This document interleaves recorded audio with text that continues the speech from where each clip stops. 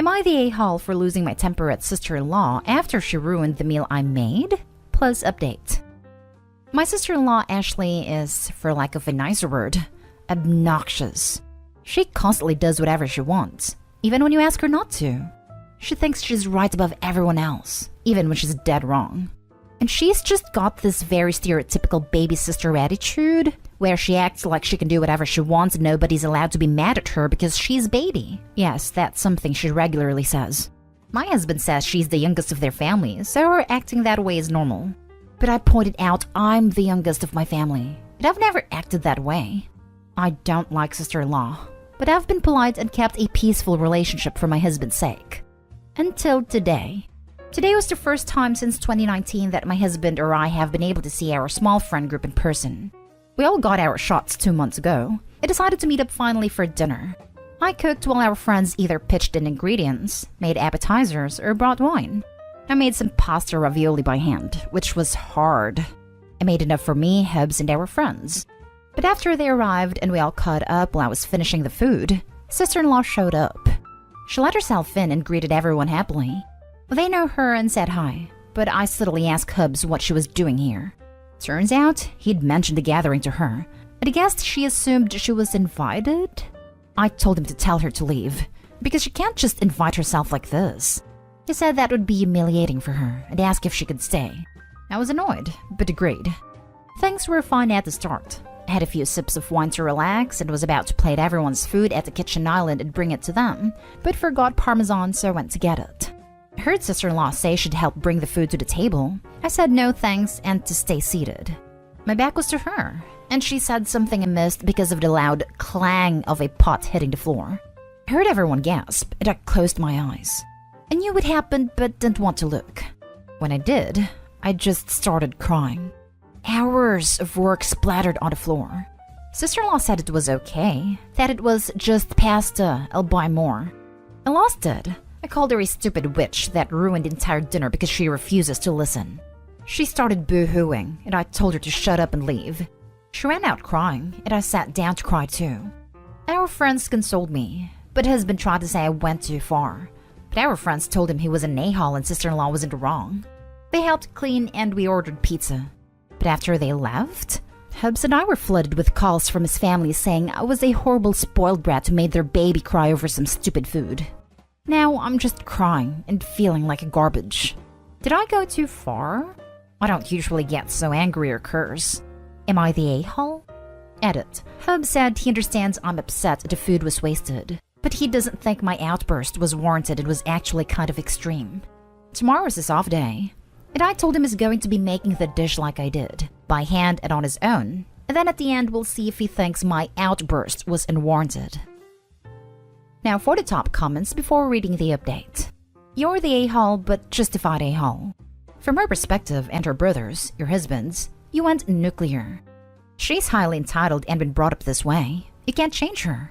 And from your story, her family still continues to encourage her. Maybe she's clumsy. Maybe she spilled it on purpose. But either way, you're not going and spoil the food. This may not be your hill to die on, but if you're glamorous in being the baby, play along. Oh no, no wine for you, you're still a baby. No thanks, I don't need help. This is a big girl thing, maybe when you're bigger. Sorry, this dinner's for grown-ups and you're a baby. I'm incredibly petty though. This actually made me smile a bit. Thanks. Part of me really wants to do that to her. See how long she lasts before she throws a tantrum. Well, if she throws a tantrum, that typically means the baby needs to go down for a nap, or maybe a bottle. Made their baby cry? She needs a serious wake-up call. And if she cried over it, then good. She needs to get some consequences. My kid's sister is the youngest, and she's mature, thoughtful, and courteous. There's no reason for sister-in-law to be doing this. Not a a-hole. Not a a-hole. You overreacted in a moment of high temper, but she inserted herself into a dinner uninvited, disregarded the hostess's wishes, and then downplayed her disaster. You had every right to be upset, and she decided to then turn the family against you. She's the a-hole. I don't usually flip out like that. I'm very level-headed, but seeing my hours of hard work dumped on the floor just broke me. Update. Welp, Hubs made pasta for the first time today. and it went much like I'd anticipated. He was all confidence that it'll be easy during the first 30 minutes. But towards the end of the first hour, that disappeared as the burn in his arms really set in from making enough dough for almost 60 ravioli. I did not lift a finger to help him knead, since I didn't get any help when I did it. After the dough was done and wrapped up in the fridge, he made a filling, which took another 40 or so minutes. Then the dough was brought out and he had to start crafting the ravioli, all by hand after rolling the dough out. Lord, that went on for ages. Just rolling some dough out, cutting out squares, filling them and putting the top on, rinse and repeat until the dough and filling was all gone. All in all, the entire process from start to finish for him on his own took a little over 4 hours. That's with us not actually cooking any of the ravioli. Also, he didn't make any sauce or cook any shrimp for the ravioli to be served in/with. Also, he didn't prepare any salad to go with it. And when I told him this, that there was still more to do, he almost started crying. He started saying sorry at the 1 hour mark, and he hasn't stopped apologizing since. We had a long talk about his sister and the dinner she ruined, and the other time she spoiled similar incidents. There's a lot. And how him and his family always let her get away with it. He says he knows how they treat her isn't normal and he doesn't like it, but was raised to just go with the flow regarding Ashley. But he said he's going to call her and tell her we need some space from her now. More update. Hubs just got a message from his cousin of Ashley laughing and bragging about intentionally spilling the pasta to teach me a lesson for being such a snobby witch. A handful of you all thought she did it on purpose, but I didn't actually think she did until hearing her admit to it. I have never seen my husband this pissed off before. I don't know what's going to happen now.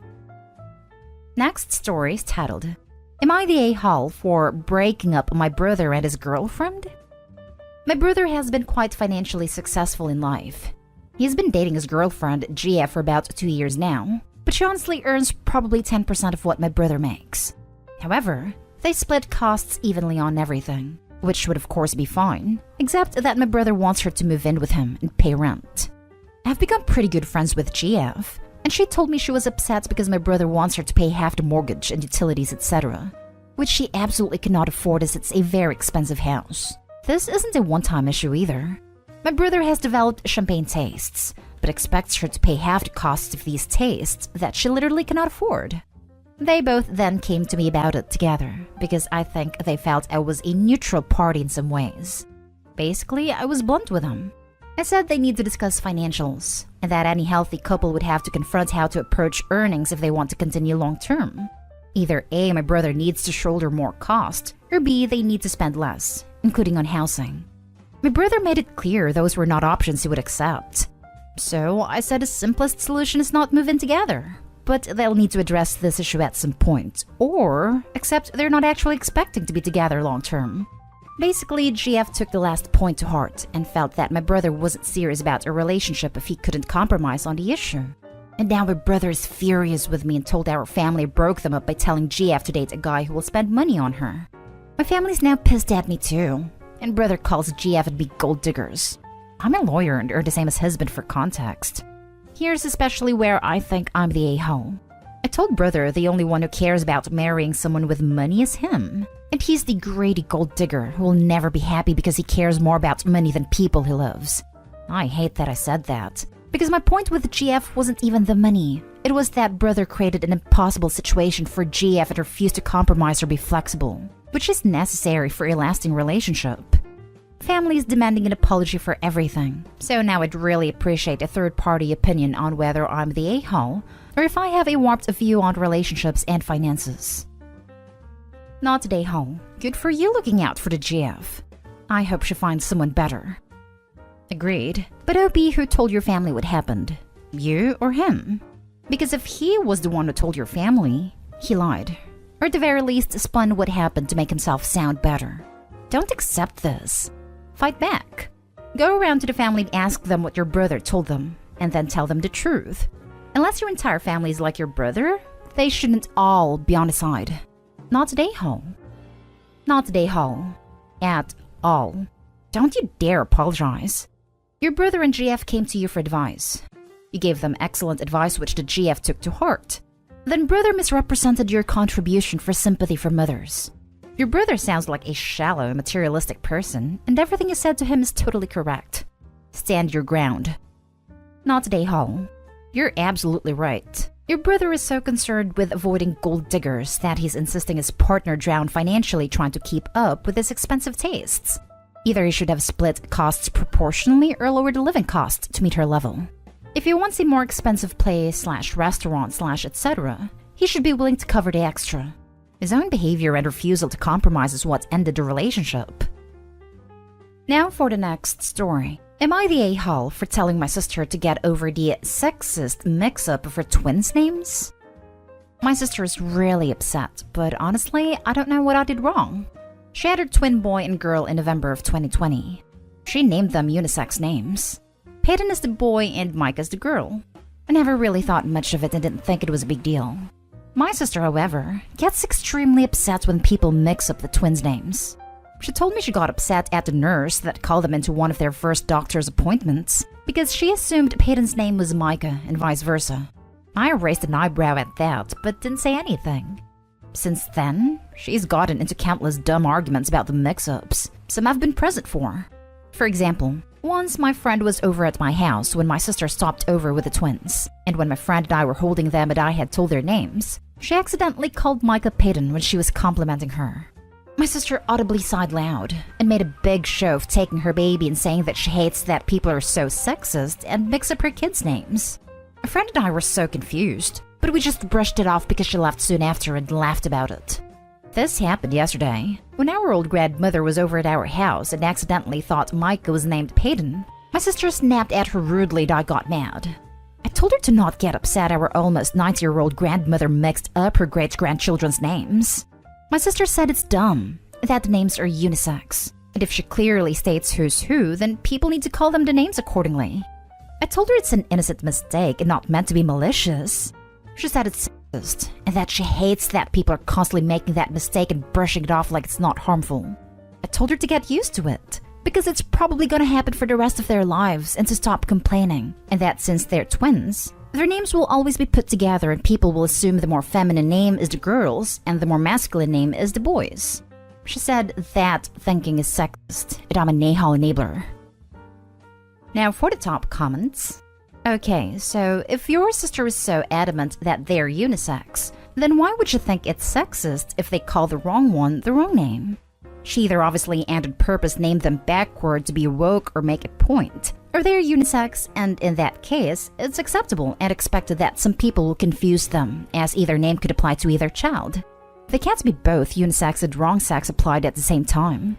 And second point, I call my kid the dog's name, and the dog my kid's name, and they're not even the same species.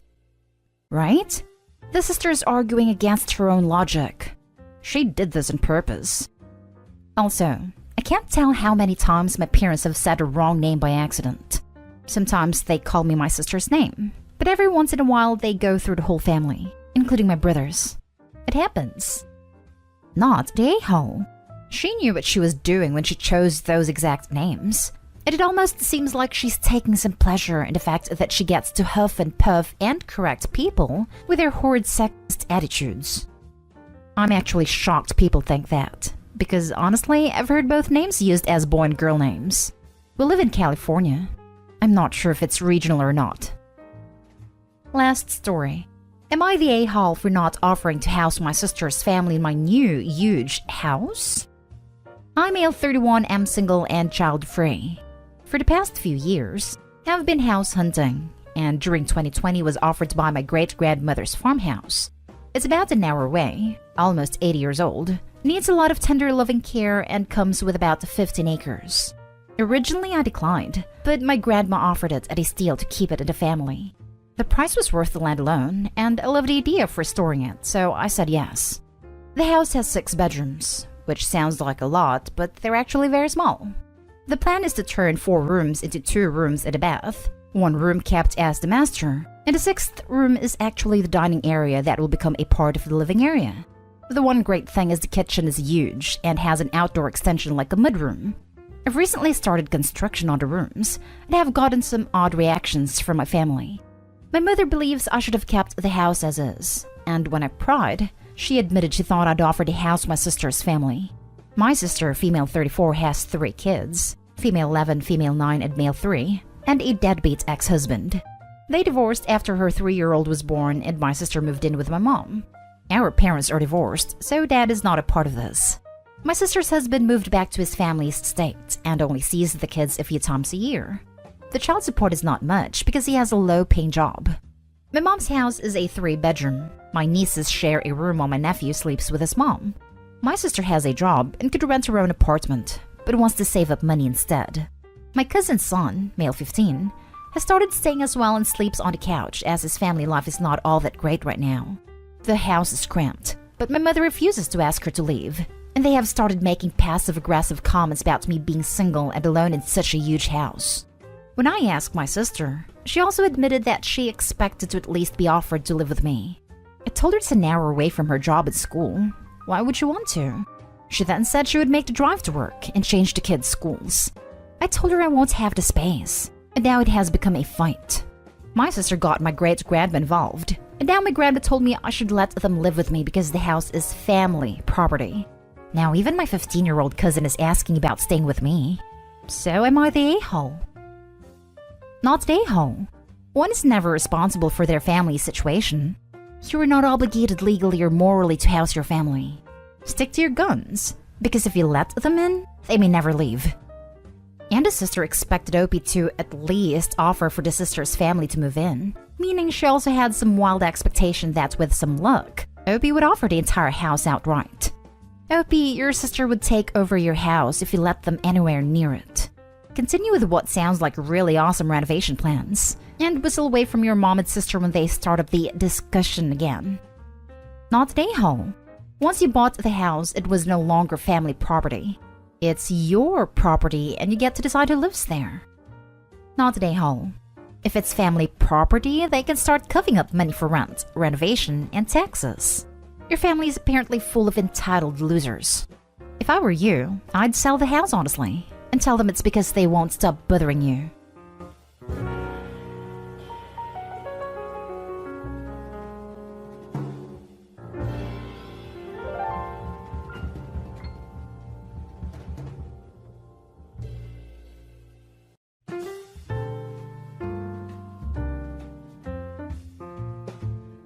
Update. I told my mom how jealous I am of my half-siblings and now she won't stop crying. I, 16 male, was born to my mom when she was 15 and I've never known my real dad. My mom didn't drop out of school or anything, and the year after I was born, she started dating Jack. And when they went to university, I obviously got left behind with my grandparents. Mom and Jack got good degrees, got married and moved to Vancouver. My mom's always been in my life. She would still come home every weekend just to cuddle with me and would always give me these nicknames, but calling me her special guy was her favorite one. She'd always bring me back presents and gifts and spend the whole time playing with me. She's the one who paid for my tutoring and after-school stuff and would try and make it to games and stuff like that. Jack wouldn't always come with her, but it was always fun when he would. He's taken me fishing with him a lot of times and we even went camping for 2 weeks together once, but never again because I hate camping. But when I was 10, my mom and Jack had a daughter and then another girl 3 years ago.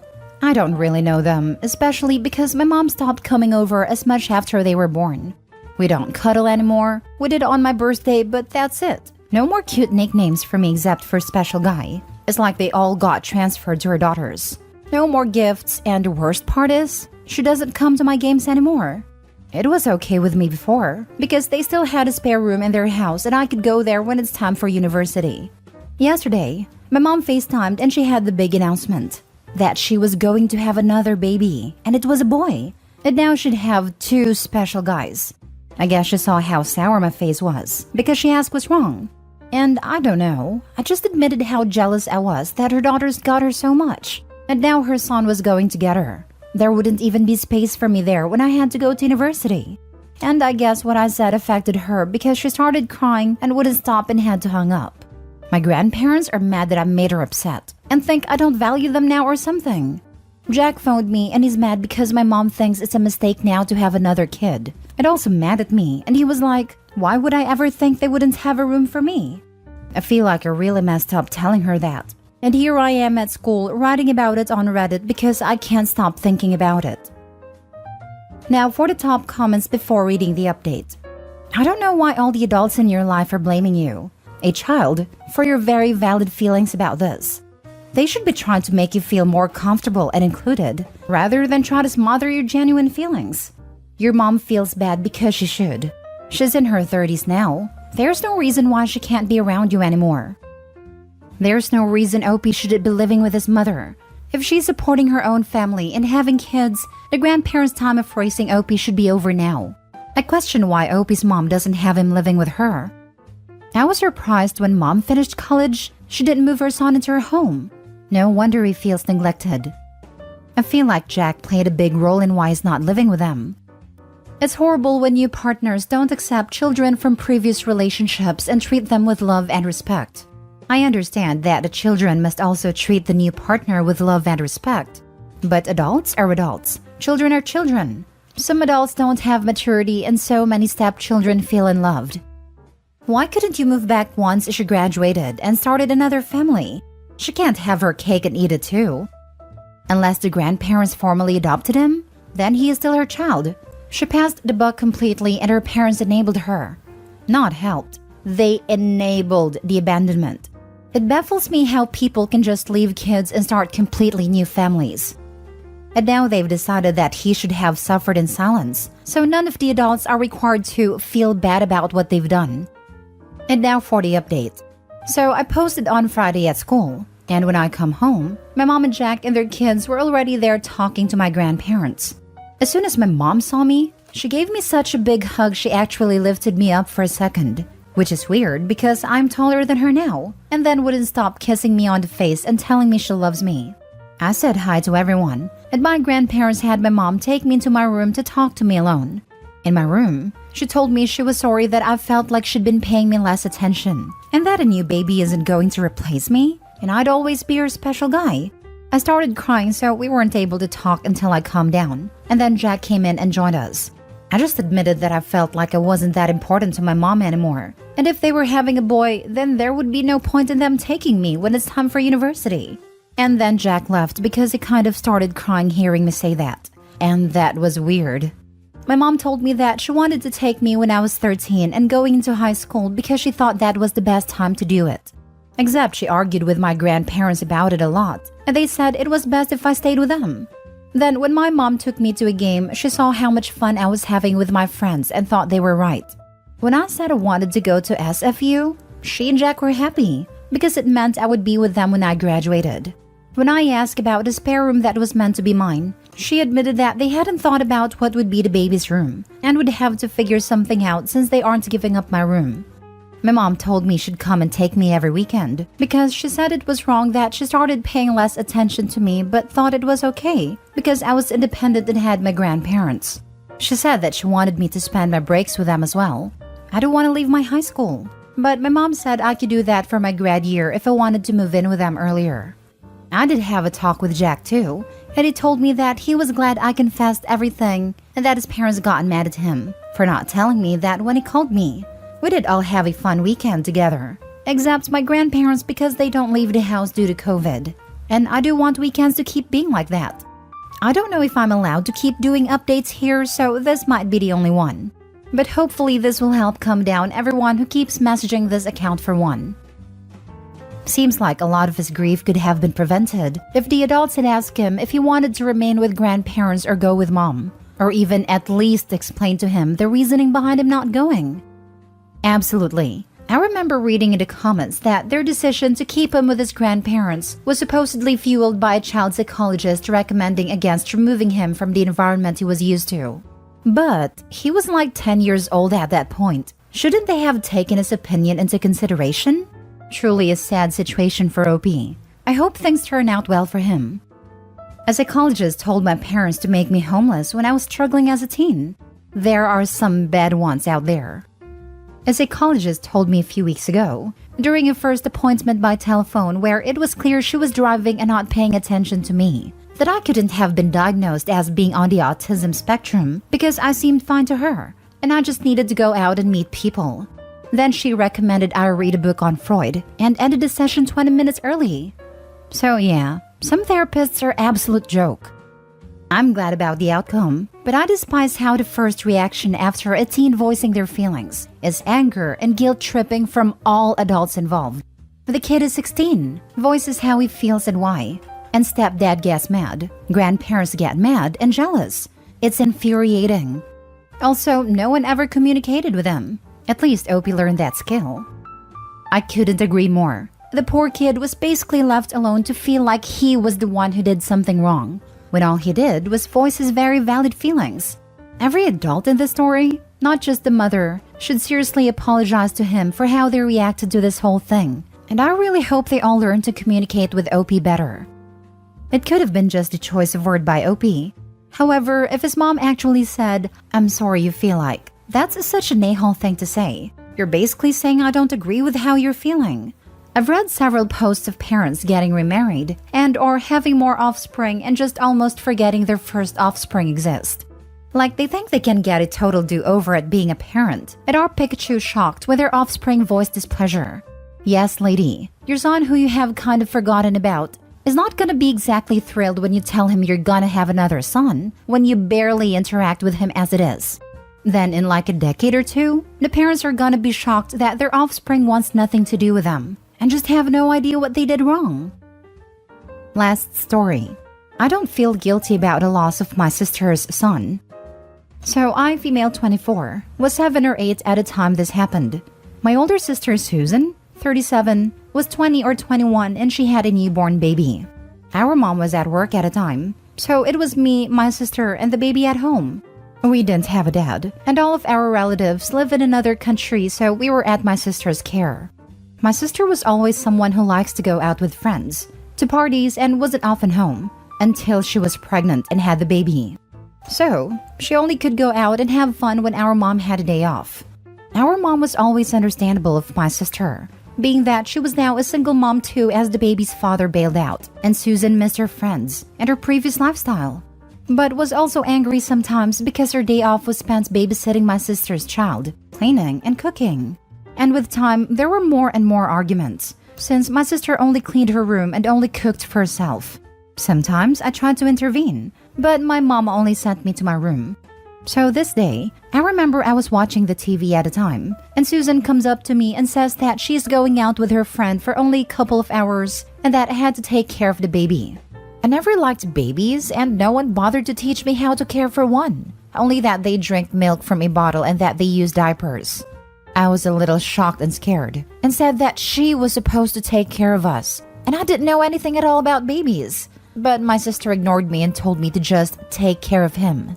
A little while later, the baby started crying, so I went to my sister's room and tried to figure out what he wanted, but started to freak out. I ran to the kitchen and tried to give him the bottle, but he didn't want it.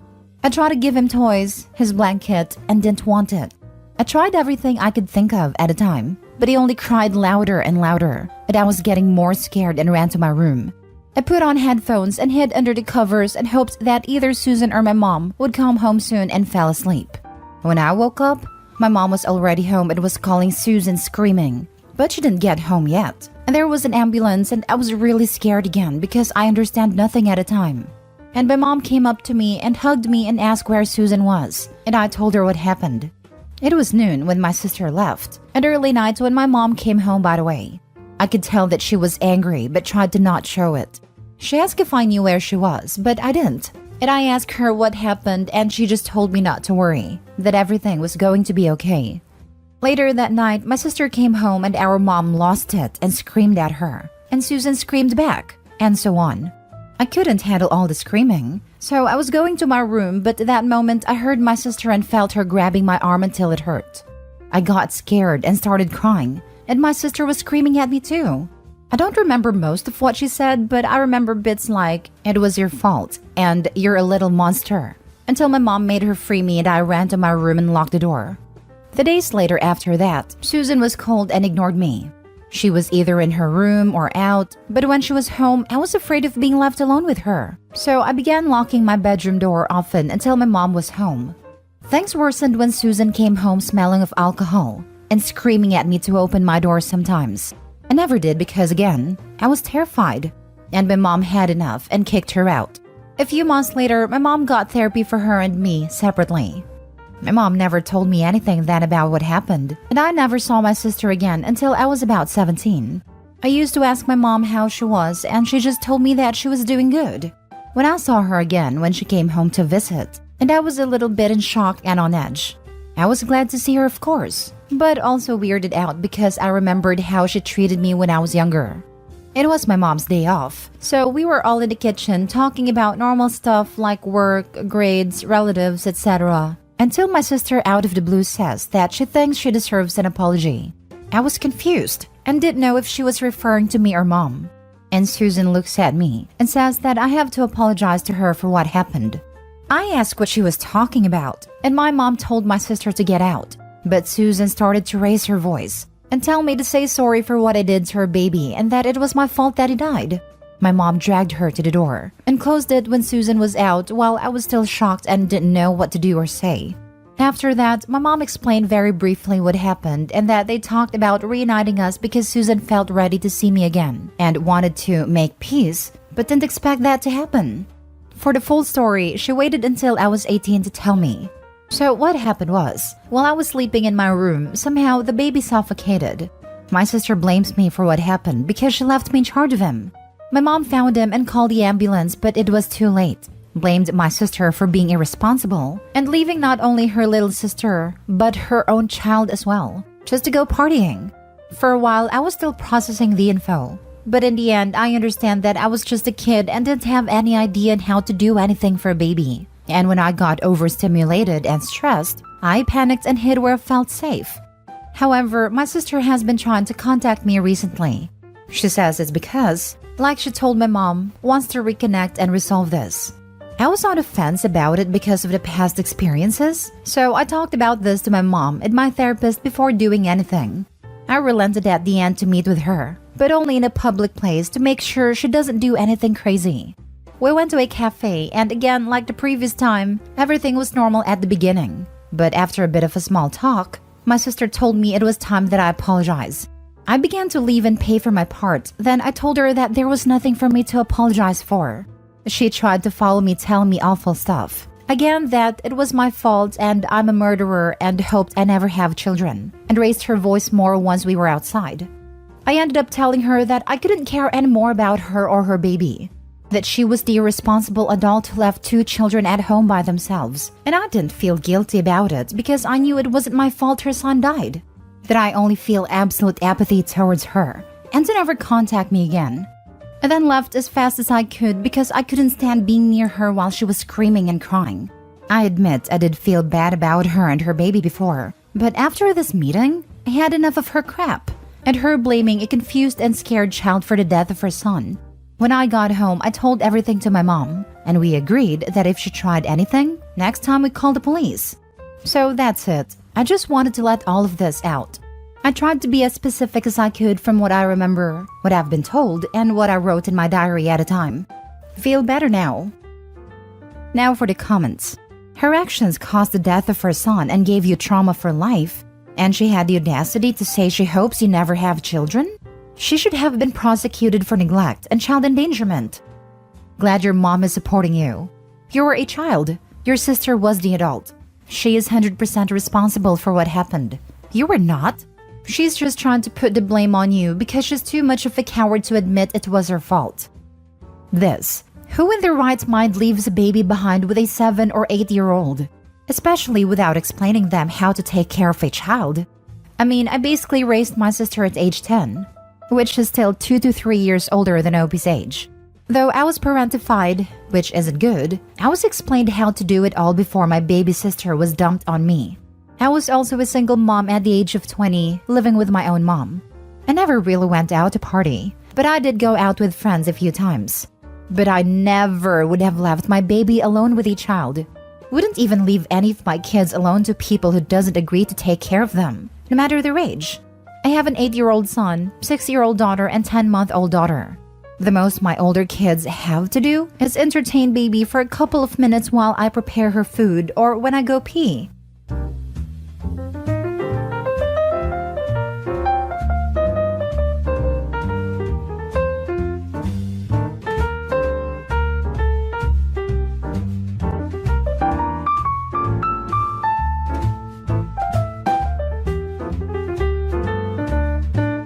Update. Am I the a-hole for kicking my boyfriend out over my cat? Original story. For context, my 24 female boyfriend, 30 male, and I recently moved in together. It's something we've been talking about, and when his lease ended, he moved into my apartment. I have a cat, Millie, who is my baby girl that I've had since she was a kitten. Back when my boyfriend and I first started dating, he made a joke that if we were ever going to live together, he'd have to get rid of that cat, which I dismissed at the time. When he would come over, he would ignore Millie, making jokes about how cats are stuck up, how much she's a dog person. Again, I dismissed this because I never acted hostile towards her, and I figured it was just a preference. When we started to get serious about moving in, he asked if I would consider giving her away because he didn't like the idea of living with a cat. He almost laughed before realizing he was serious. I told him that under no circumstances would I get rid of my cat. I felt guilty about being unwilling to compromise, but he actually took it well and reassured me that if she was this important to me, he'd get over it.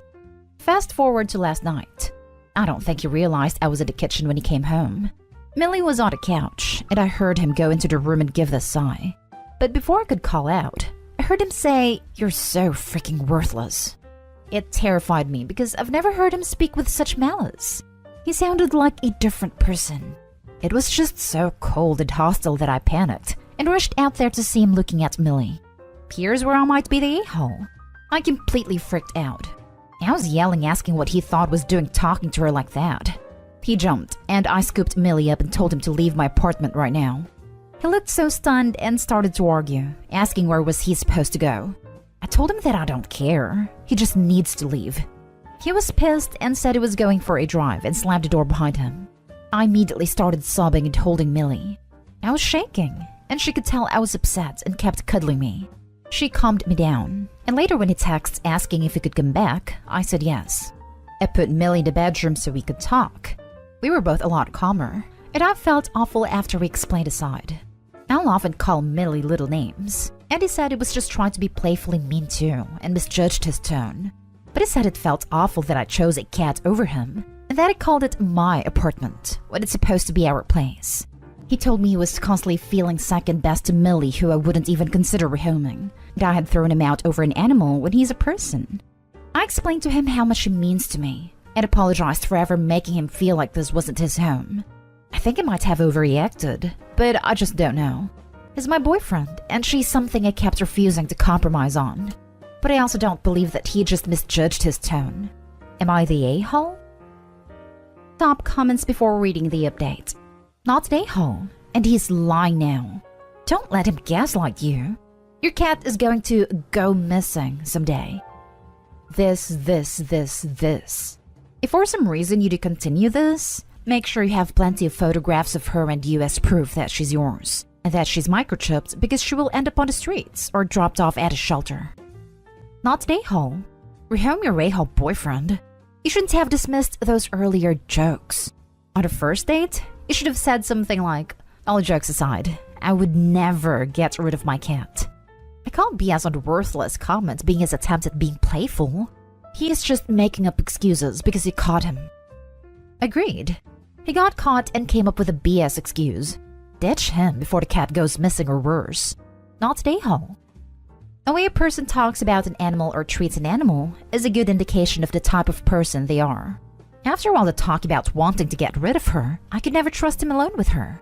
How do I know he won't poison her, physically hurt her, or dump on the side of the road? If it was my boyfriend, he would be gone. Flat out gone. If you don't like cats/dogs, that's fine. But when you are just nasty about it, then you cross a line.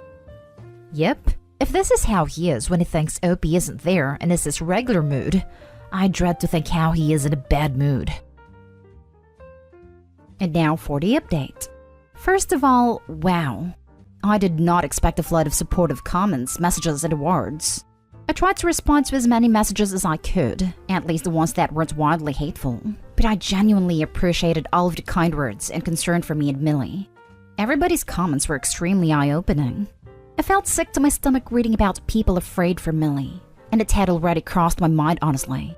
Making that post validated all the fears that I had kept dismissing as dramatic, and it was almost a relief to be encouraged by strangers to do something I had previously been too afraid to do. So we broke up. It's my apartment. He wasn't on the lease yet and he's going to go stay with his brother.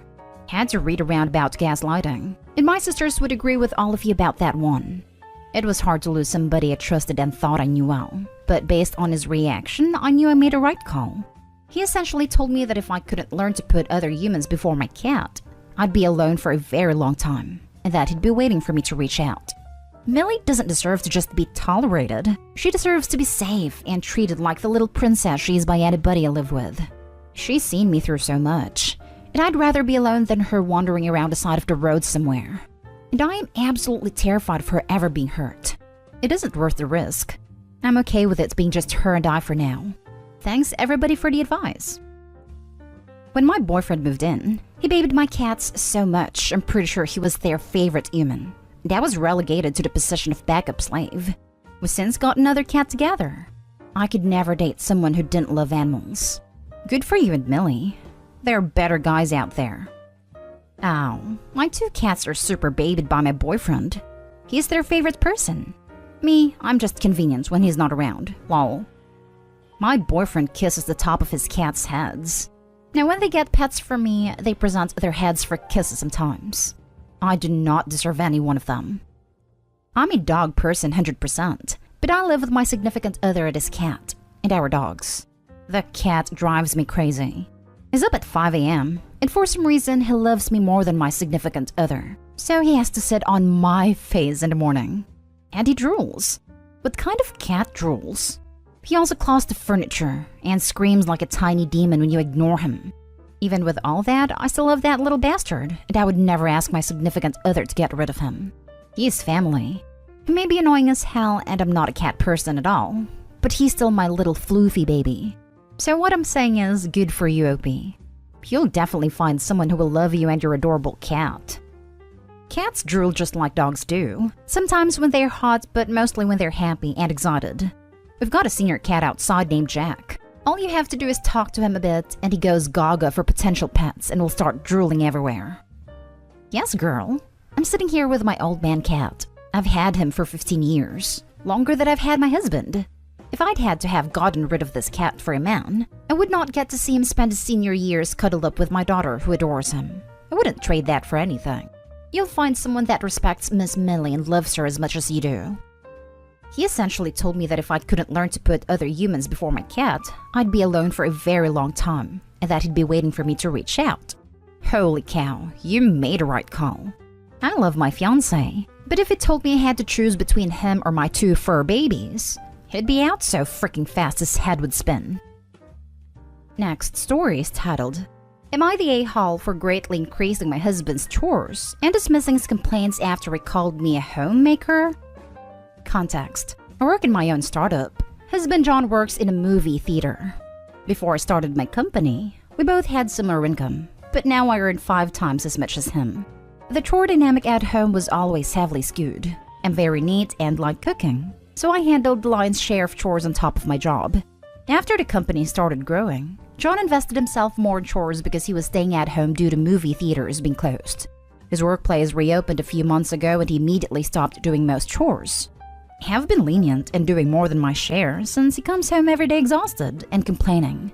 After work, he does nothing but leisure, totally overlooking the fact I manage our household on top of running my company. I'm kind of a doormat sometimes, so I let it go because I want to be kind to John. But last weekend, he crossed a line. I work 7 days a week, John has weekends off, and he was playing video games all day while I was working, and he came to ask me when lunch would be ready. I told him that I am very busy with work, and can he cook for once? He declined, then complained that it was so much easier in his grandfather's time, when the homemaker didn't do anything other than her duties. I exploded. We had the biggest screaming match in our lives, with him calling himself the breadwinner of the household, repeatedly hiding behind the claim that he goes out to work, as opposed to me working from home, which means I'm a housewife, huh? I steamrolled his claims by pointing out that I earn much more money than him. I work longer hours and still do all the chores. I told him to quit his job and dedicate all of his time to chores. Since he is so enamored with the simpler times of homemakers and breadwinners, even if he became unemployed, our financial situation wouldn't change. He acted appalled. Monday, I gave him a list of chores to do, about 2 to 3 hours of chores daily. He constantly complains, and I just reply with, "Quit your job." I spent years doing all the chores on top of my job, but he whines at the prospect of doing just half. Tuesday night, he told me he refused to do the chores, and I couldn't force him. I shouted him down into submission, telling him that I spent our entire common life picking up the ball that keeps dropping, and that his choice to work an unskilled job for pocket change does not preclude him from helping me, the breadwinner, keep this household in shape. Yesterday, I locked up his PS5 in our safe and changed the combination. This is not in my nature. I'm usually polite and soft-spoken, and I feel like an a-hole when I see him looking like a sad puppy and whining that he is tired. But I just snapped. I feel like I don't have a choice. If I let John do nothing and consider himself the breadwinner who deserves to come home to a clean house and warm meal through no effort of his own, I would lock myself into a life of servitude. Am I an a-hole? Now for the comments. Oh my girl, you're most definitely not an a-hole. In fact, don't you dare take even the tiniest step back. Hold your ground as if your life depended on it. Edit. I would very much like to know the gender of the people who will vote either you're the a-hole or everyone sucks here. You and I both. For people saying, "Oh, but the way she spoke to him isn't right. Her husband is being a sexist, lazy, disrespectful pig, and quite literally trying to invalidate her success and value in the marriage." I challenge anyone who thinks she is also an a-hole to try living with a significant other like that and not changing their tune. Not an a-hole. Sounds like you've been picking up his slack for a while. How dare you make claims about you being a homemaker when you're apparently bringing in the majority of the money? Working from home is work. I doubt working at the movie theater is very lucrative. Stop picking up his slack. He is being disrespectful of you, your job, and everything you do for your home. How dare he make claims about you being a homemaker when you're apparently bringing in the majority of the money? I know, right? This is exactly the thought that sent me over the metaphorical line. The answer is that, since I'm at home all day, and I get to choose my hours since I'm the boss, while he is at his workplace all day, that's all he considered. The fact I work more hours and earn a lot more money never crossed his mind, I guess. That's also how he'd justify not doing chores to himself. I concluded after thinking on it a while. He did his part by doing his job, so he expects to come home and do nothing more, since he put in his hours. The fact that he had this unspoken belief that I'm his housewife, that really grated my nerves like nothing else ever did. I hope the intimacy is amazing, because you're getting screwed. Not an a-hole. To be honest, it is. Not an a-hole. But why? Why are you with someone who treats you like this? This is the third post today I've seen with a similar theme. The real deep reasons would require hours with a therapist to untangle, as is often the case with human relationships. Probably a mix of childhood trauma, me being very socially awkward, sunk cost fallacy, etc., etc., etc. The concrete day-to-day reasons that were observable to me? I answered it this way in another comment. We were college sweethearts, when it doesn't matter if the other is a bit lazy or kind of a slob. He stopped at his bachelor's, while I continued all the way up to my PhD, and he supported me financially through it all. I supported him in turn for years after I graduated. We are now in the stage of adulthood where it's very hard to start dating again, and I genuinely love John. If he could step up his act, I think we could find again this stability and great synchronicity between us. Now for the last story. Am I the a-hole for telling my boyfriend that his daughter can't have her own room in our house? So, my boyfriend 30 male and I 24 female have been together for 2 years, and we just bought our first house together, and we moved in at the end of the month. My boyfriend has a 4-year-old daughter, Kate, from a previous relationship. I love Kate with all of my heart. She lives with my boyfriend's ex, and comes to visit us for short stays and sleepovers, more often in the summertime. Our new house is about a 30-minute drive from Kate's mom's house. It has 3 bedrooms, a master bedroom and 2 smaller bedrooms. We are converting one of the rooms to be an office for my boyfriend and me to work from. That leaves just 1 spare bedroom. Kate was really nervous about us moving so far away, and my boyfriend has reassured her that she will still get to visit all the time, and she will have her own bedroom waiting for her whenever she wants. My issue with this is that I don't want Kate to treat the only spare bedroom as her personal bedroom. Rather, I want it to be thought of as a guest bedroom. Of course, Kate can stay there whenever she wants to. This isn't part of the debate, as I want her to feel welcome all the time. But I don't want it to be only her room. I don't want it to be filled with her toys and clothes, so nobody else feels comfortable to sleep in there. I don't think it's fair that a room is reserved for someone who is not there 90% of the time. In addition, my boyfriend and I are planning to have a child of our own, and I want to make sure that when that happens, we will have a space for them to live. I can only imagine the circus in a few years if we have to tell Kate we are taking away her room to give to her new sibling.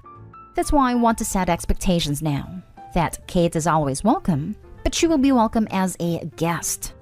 My boyfriend thinks I'm being unreasonable, that Kate needs her own room for stability, especially as she feels we are moving away from her. He says we can keep a pull-out sofa in our office for guests to stay on, and call the spare room Kate's room. I still don't think it's fair to have a room just for Kate when she won't use it very often. And I think it's reasonable to be worried at the prospect of eventually giving Kate's room away to a future child. You're the a-hole. I am not surprised that you didn't discuss this beforehand, because it would be obvious to anyone with a heart that a 4-year-old is not a guest in her father's house. It is her other home. Of course she gets a room there. Seriously, you should go apologize profusely to your boyfriend and his daughter, if you have already spoken to her about this. Apparently they did, and her boyfriend made it clear he intended one of the rooms to be for Kate, but she somehow misunderstood and thought that just meant a room with a bed, minus all of her belongings, and that it would be temporary.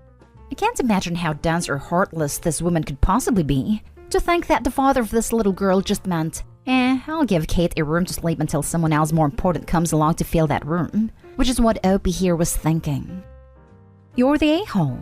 She's a child, a 4-year-old, and you want to make sure she knows that isn't her room? Marinate on that. You want to make sure a 4-year-old isn't too comfortable or at home in her dad's home. If I were him, I'd leave you. Oh my god, I didn't even think this deep. But that is exactly what's happening. I am in awe of Opie's post. It is unbelievable. You're the a-hole. She's not a guest. She's his daughter. My stepson lives 4 hours away and we get him on school breaks and during the summer. The rest of the time his room is closed off, so the cats can't wreak havoc. It's not wasted space. It's his room. And when he comes back, he knows his Nerf guns and video games and other toys are safely awaiting him in his room. You say you want her to feel welcome, but how is she supposed to feel that when she's not even worthy of having her own space? Crap like this is why step-parents get such a bad rep.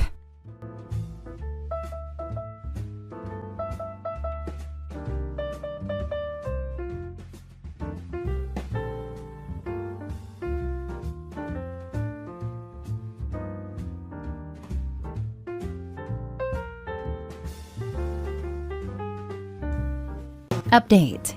Am I the a-hole for kicking my brother and his family out after his son stole my engagement ring? Original post. The reason I, 26 male, know is because I literally caught him in my room going through my things. And it's on freaking camera. My nephew is 9 and has a habit of stealing things. They've gotten in trouble a few times at stores because he'd leave with something in his pockets. But of course, because he's a kid, they usually just say he forgot he had it. Even at school, my brother has told me they have had to come talk to the principal on a couple occasions. Doesn't seem like they've done anything to stop it. They had to come stay here with me because my brother lost his job, and they weren't gonna make it with all their bills, including rent. He's doing Uber right now while he searches for a job and they can move out. I didn't want to because of my nephew specifically, but family is family, I guess. A month ago, I finally bought an engagement ring for my girlfriend that I was planning on proposing to soon, but now I don't know. It's a $4,000 ring that I spent over a year saving up for her. It's been hidden in my room under one of my drawers. One time, when I found him snooping in my room, I told my brother to control his damn kid, then got one of those cheap spy cams in my room just in case. Then last week, I noticed it was out of its box, and after checking the cam, it showed he was in there again when I wasn't home. My brother and his wife have yelled at him. He says he left it by the TV in the guest room, but it's not there. They looked through all their stuff and his too. I know for a fact he's lying about not having it, because that's the same thing he said about one of my watches he took, then ended up finding it. By the second day, my brother tells me they can't find it at all. And I told him either they find a ring, or he repays me the $4,000 I spent on it. If not, they can't stay here anymore. My brother got really upset. He told me I know how their situation is right now. And yes, it's a tough spot, but I couldn't ignore the fact that his kid can't parent took something extremely important to me that costed a lot of time and money. They were given a week to leave my house if they don't find a ring. They're having to stay at a cheap motel. But my brother won't stop begging to come back because what they're paying right now each night is coming directly out of their savings. He won't stop calling me heartless about letting something like this come between helping them out through a difficult time. And my nephew keeps saying he's sorry. It's just hard right now to want them around. Don't even know what to do about the ring. And every time I think about it, it just makes me so mad that it's hard to care about their situation. Does that make me an a-hole? Now for the top comments. Not a-hole. They sold the ring. I think so too. At this point, why won't his nephew say where it went? The thing with kleptomaniacs is they often don't know what to do with the things they steal. He may have washed it down the sink, flushed it down the toilet, buried it in the garden, etc., just to hide it. It's not so much about having things, it's about taking them.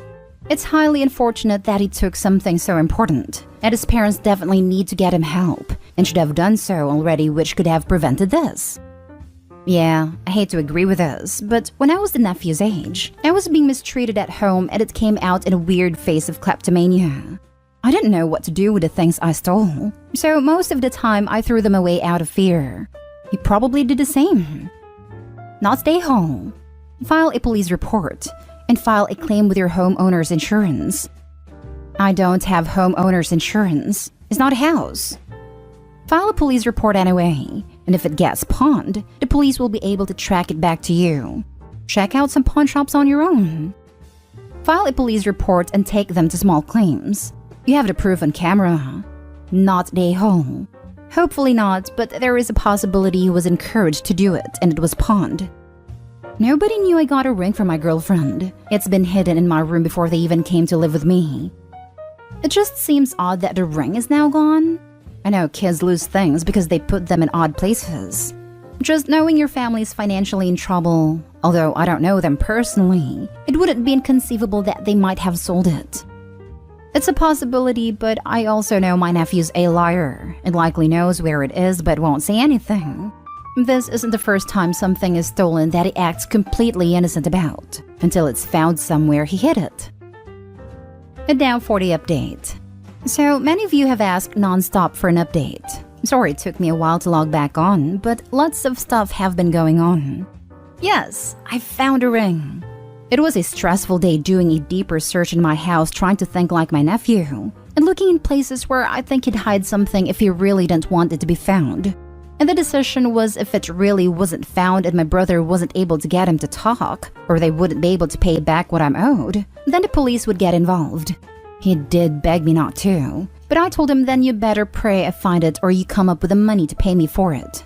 Guess both our prayers worked because guess where I found it? In the freaking sink. The sink. And that's thanks to the comments that told me to look in those places. I don't know what I would have done otherwise. It was in the sink that was in their guest room. I'm glad you didn't just throw it away. You guys don't know how freaking relieved I was to find it.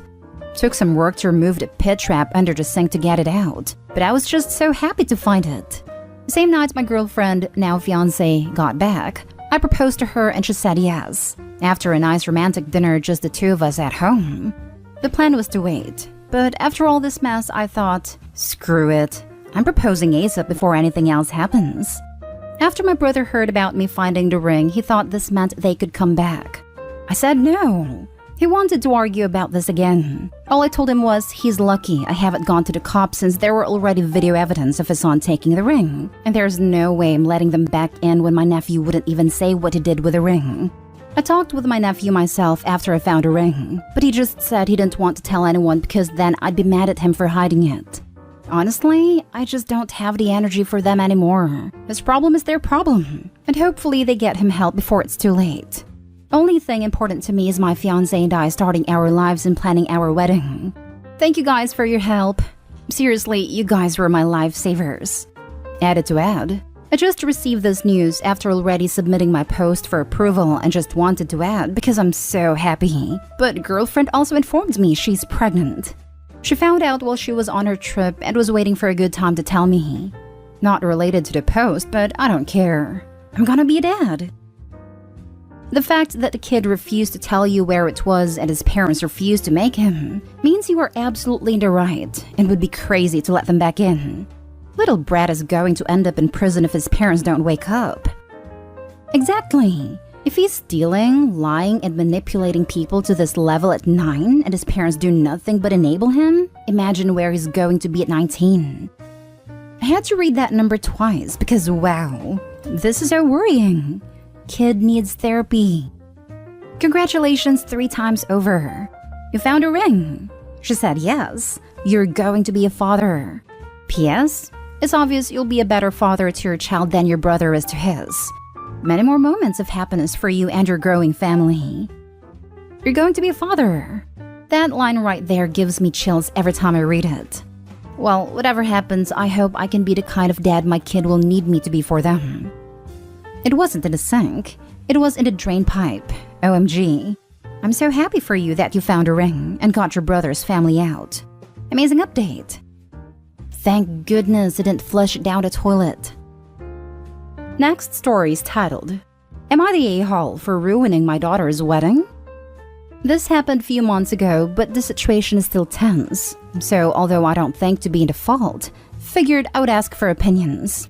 Early last year, my 52 daughter, then 25-26 at the wedding, informally announced to me her engagement to a nice man, 27. I really have nothing bad to say about him. An educated, respectful, and kind young man.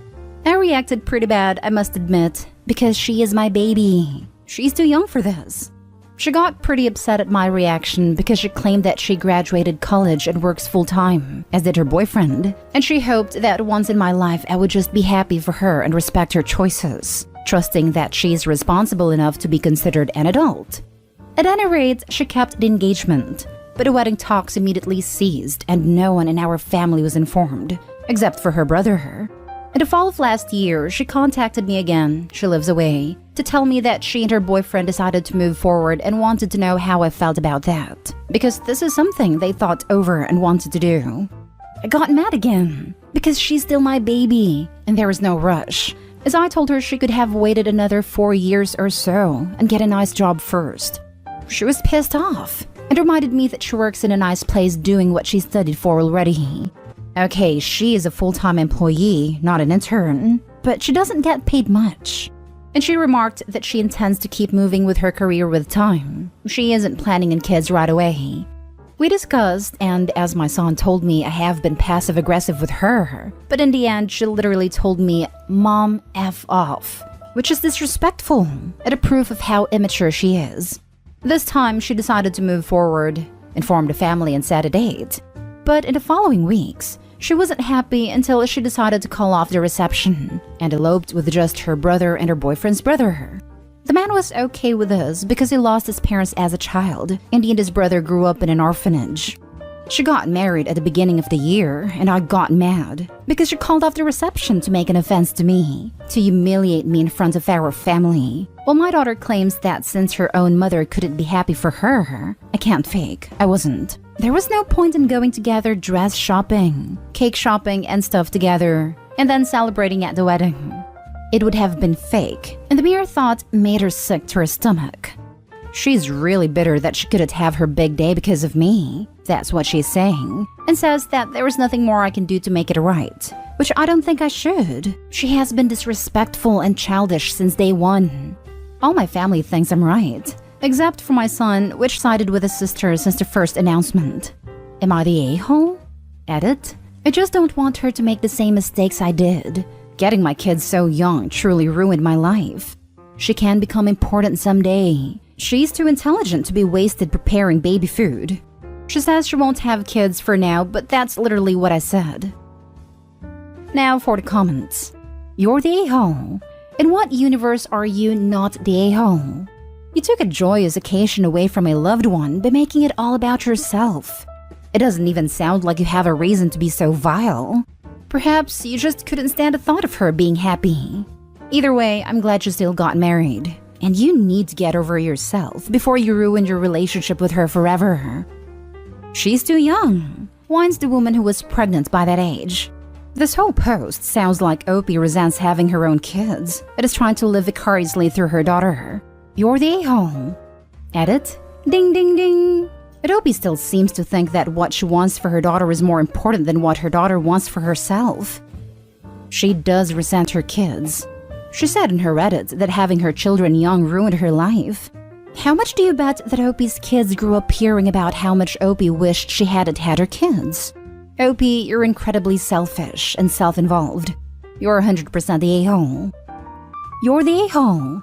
Big time. I'm curious about Opie's feelings that her daughter is her baby and too young to get married. At first glance, those words would indicate caring about her daughter, right? But actually, looking at the situation, to Opie's daughter is only supposed to exist as an accessory to her. Only Opie's feelings about her daughter are important, but not her daughter's actual life. Opie, good parents actually want their children to become independent and succeed. I don't think the word baby indicates caring at all in this context. It indicates a desire for control. If the daughter is a baby, she is too young to make her own decisions. She is a 26-year-old woman, not a baby. Of course, I agree with you here. You're the a-hole. Now, for the last story, am I the a-hole for embarrassing my fiancé and taking my heels off at our engagement party? My fiancé, male 31, and I, female 26, got engaged several days ago.